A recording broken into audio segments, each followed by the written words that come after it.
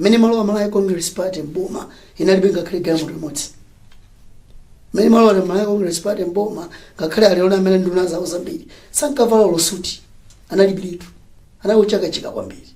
Lero ali masuti akuvala ena kunene pa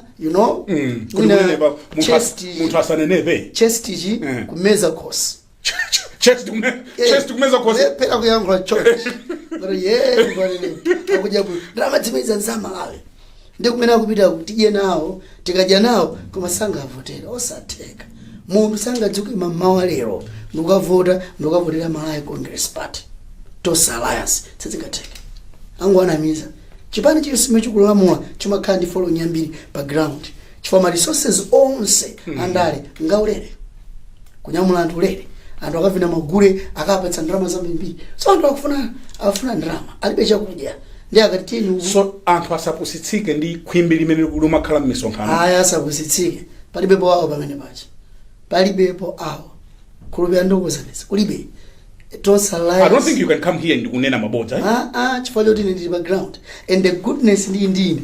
Ndi akuti ndi chipani, kupatula chipani, ndi church. Tepusa chimodzi. Kodi achakwera si ndi abusa anzanu? Yeah, ndinanena post pamba kuti achakwera tu ubusa anapanga resign 2009 anasiya kale. Yes. Adasiya kale.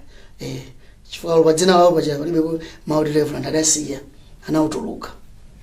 Fani maimbekezera kuti mwina muthandizana ndi mbusa nzanu kwaonekira kuti takonzani apa takonzani. Komatu utatayeta yesetsa. Mwayesetsa? Zambiri.